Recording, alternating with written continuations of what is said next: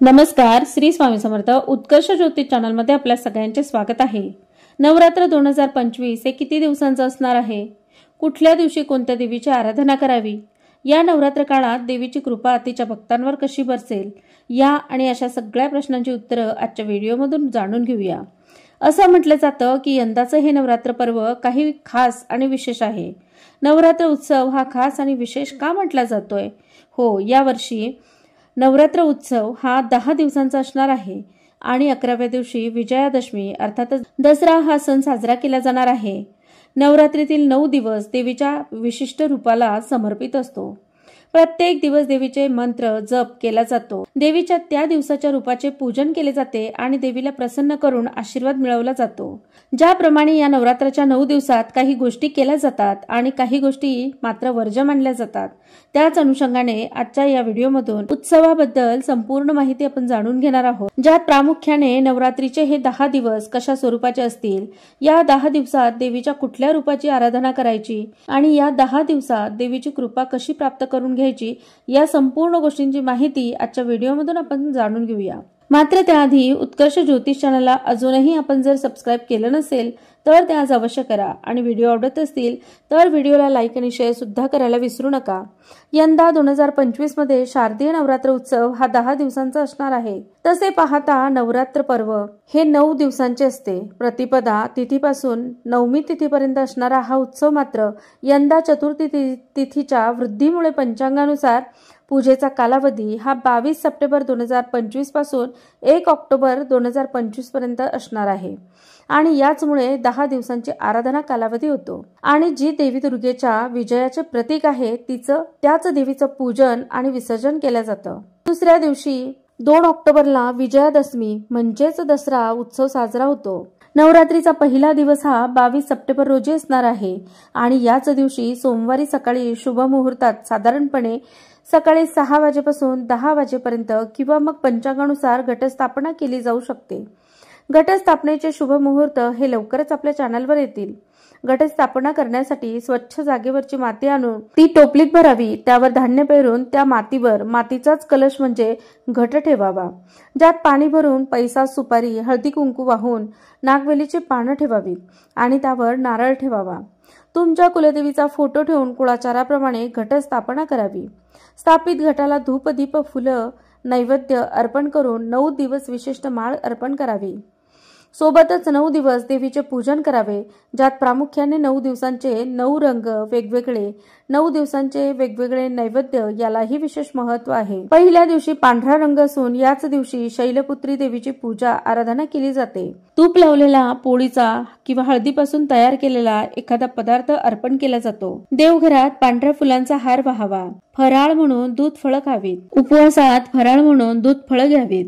शैलपुत्री हे देवीचं एक शांत स्वरूप मानतात आणि म्हणूनच या दिवशी शांतता व कुठलंही नवीन कार्य सुरू करण्यास महत्व दिलं जातं. त्यानंतर 23 सप्टेंबरला नवरात्रीचा दुसरा दिवस अर्थातच दुसरी माळ.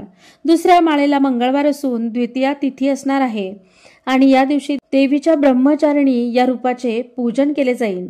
त्यानंतरच्या 24 सप्टेंबर 2025 या दिवशी बुधवारी आहे तृतीया तिथी.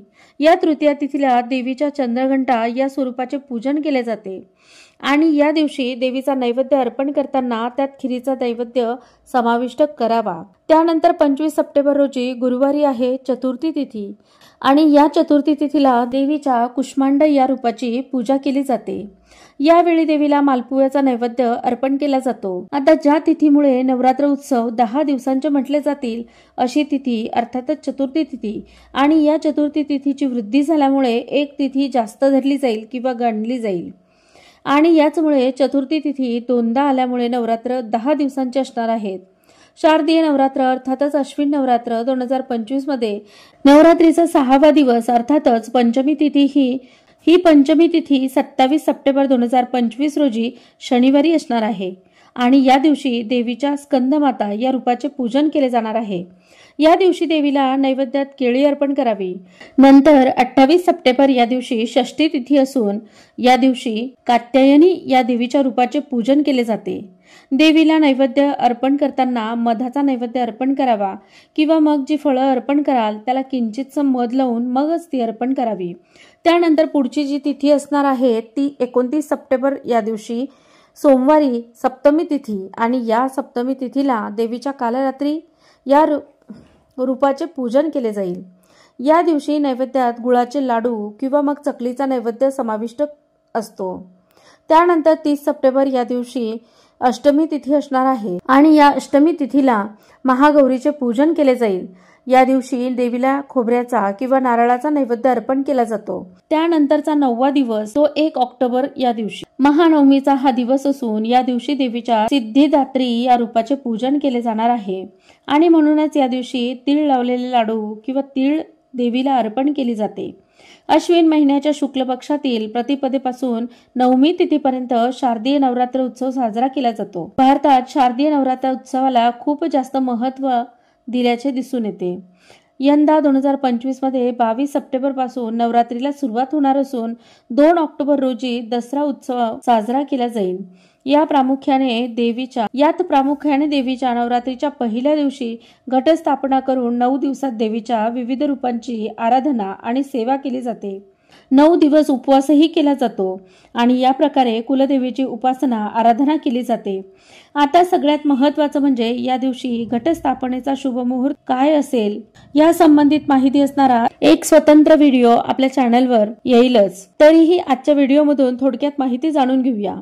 शुक्ल पक्षातील प्रतिपदा तिथी 22 सप्टेंबर सोमवारी असून या दिवशी मध्यरात्री 1:23 पासून या तिथीला सुरुवात होणार आहे आणि 23 ऑक्टोबर मंगळवारी 2:55 पर्यंत ही तिथी असणार आहे। आपण 22 सप्टेंबर रोजी सकाळी सोमवारी प्रतिपदा तिथीला सकाळी 6:00 पासून सुरुवात होऊन 8:06 पर्यंत ही तिथी असणार आहे। या काळात आपण घटस्थापना करू शकतात, मात्र ते शक्य झालं नाही तर दुपारी अभिजित मुहूर्त असताना अर्थातच 11:49 पासून ते दुपारी 12:38 पर्यंत ही घटस्थापना केली जाऊ शकते। आता प्रतिपदेपासून नवमीपर्यंत नवरात्र उत्सव साजरा केला जातो।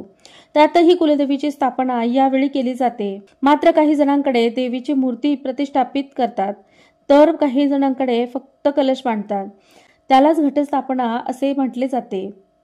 ही पूजा मांडल्यानंतर 9 दिवसांपर्यंत हलवली जात नाही। नवरात्रीच्या देवी पुढे अर्थातच या पूजेपुढे एक तुपाचा अखंड दिवा प्रज्वलित केला जातो। देवीची त्रिकाल पूजा आरती केली जाते, म्हणजेच दिवसातून 3 वेळा या घटाचे पूजन केले जाते। दुपारच्या पूजेनंतर 9 दिवस फुलांची माळ बांधली जाते। तर अशा प्रकारे आजच्या या व्हिडिओमधून संपूर्ण नवरात्र उत्सवाबद्दल विशेष माहिती आपण जाणून घेतो। त्यातही तुमच्या घराच्या कुळाचाराप्रमाणे तुम्ही घटस्थापना करावी हेही तितकंच महत्त्वाचं आहे। 9 दिवसात उपवास करून वेगवेगळ्या प्रकारे भगवतीच्या चरणी सेवा रुजू केल्या जातात, ज्या योगे आपल्या कुळाला आणि कुटुंबाला आशीर्वाद मिळून सुख आणि समृद्धी प्राप्त होते। अष्टलक्ष्मीचा आशीर्वाद आपल्या कुणाला मिळतो। तर या नवरात्र उत्सवाबद्दल काही शंका असतील, काही मनात तुमच्याही प्रश्न पडले असतील तर कमेंट करून विचारायला विसरू नका। आपल्या शंकांचे निरसन करायला मला नक्कीच आवडेल। नवरात्र उत्सवाबद्दल विशेष माहिती सांगणारा हा व्हिडिओ शेवटपर्यंत बघण्यासाठी आपले मनपूर्वक धन्यवाद। नवरात्रात कुठल्या सेवा कराव्यात, कुठल्या सेवा केल्यापासून काय फलप्राप्ती होते, कुटुंबात आजारी असेल, हट्टी तापट व्यसनी असतील किंवा मग व्यसनाधीनता वाढत चालली असेल तर अशा सगळ्या गोष्टींसाठी आई भगवतीची आराधना कशा प्रकारे केली जाते आणि कोणते उपाय करावेत, ज्या योगे संपूर्ण समस्यांचे निवारण होऊन अष्टलक्ष्मीचा आशीर्वादासोबतच सुख, शांती आणि समृद्धी परिवारात नांदेल। व्हिडिओ आवडल्यास व्हिडिओला लाईक आणि शेअर करा। धन्यवाद। श्री स्वामी समर्थ।